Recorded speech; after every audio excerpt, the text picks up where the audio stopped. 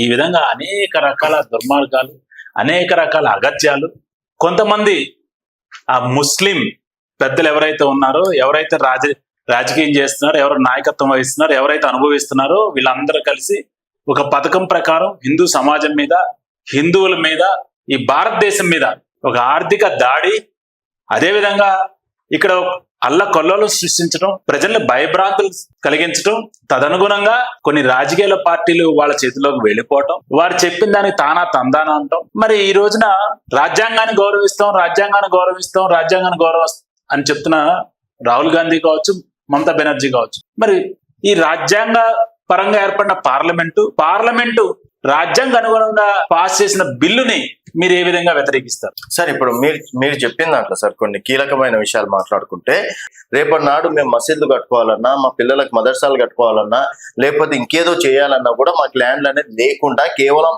ఆదాని అంబానీ భూములు ఈ వైక్స్ ల్యాండ్ లో ఉన్నందుకు మోడీ ఇదంతా చేస్తున్నారు. కావాలని రేపు ఎలక్షన్స్ ఉన్నాయి కాబట్టి, ఏది పశ్చిమ బెంగాల్లో కావచ్చు, తమిళనాడులో కావచ్చు, ఇట్లా హిందూ ముస్లింలకి మధ్య చిచ్చు పెట్టే ప్రయత్నం కేంద్ర ప్రభుత్వం చేస్తున్నటువంటి చర్య అని బయట ప్రపంచానికి వాళ్ళు చెప్తున్నటువంటి మాట సార్. ఫస్ట్ మొట్టమొదటిగా ఆలోచించాల్సింది ఏంటంటే, ఈ రోజున ఈ వక్ఫ్ బిల్ తీసుకొచ్చింది ఎవరు? 2010 అమెండ్మెంట్ చేసింది ఎవరు? ఎవరిని అడిగి చేశారు మీరు? ఈ రోజున భారతీయ జనతా పార్టీ ఈ అమెండ్మెంట్ తీసుకొచ్చినప్పుడు పబ్లిక్ ఒపీనియన్ తీసుకోవటం, దగ్గర 10 నగరాల్లో దీని మీద రిప్రజెంటేషన్స్ తీసుకోవటం, దగ్గర 90 లక్షల రిప్రజెంటేషన్స్ వచ్చినాయి.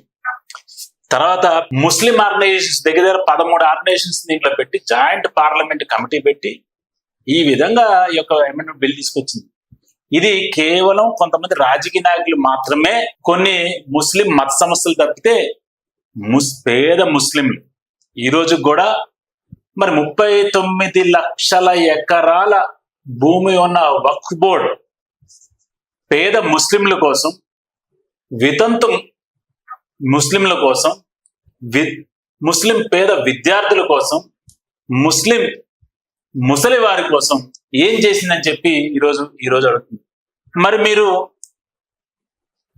ఇదే భారతీయ జనతా పార్టీ ముస్లింల మహిళల్ని త్రిపుల్ తలాక్ నుంచి కాపాడింది.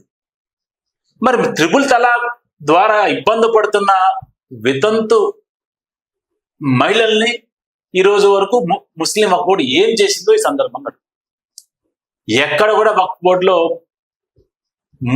లేడీస్కి అంటే ముస్లిం మహిళలకి స్థానం లేకుండా, కనీసంగా వారి యొక్క ఆలోచనలు తీసుకోకుండా, తర్వాత ఇక్కడ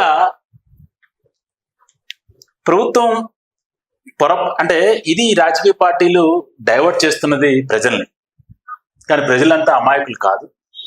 ఏదైతే అకృత్యాలు మన సినిమాలు చూస్తే, అంటే ఆ రోజున ఈస్ట్ పాకిస్తాన్ అనేవాళ్ళు, దాన్ని ఈస్ట్ పాకిస్తాన్ ప్రజల మీద చేసిన అసలు మామూలు అకృత్యాలు కాదు.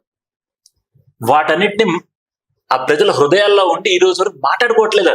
ఎంతమంది రోహింగ్యాలు, ఎంతమంది బంగ్లాదేశీలు ఈరోజు ఈ యొక్క భారతదేశంలోకి వచ్చి మొత్తం దేశం మొత్తంలోకి వాళ్ళు పెచ్చరిల్లిపోయి, మీరు రకరకాల వేషాలు మార్చుకొని, పేర్లు మార్చుకొని ఈ రోజున ఏ విధంగా జరుగుతుందో మీకు తెలుసు. మీకు ఒక చిన్న ఉదాహరణ చెప్తాను. ఈ యూనస్ ఎవరైతే వచ్చారో, బంగ్లాదేశ్ ప్రధానమంత్రి,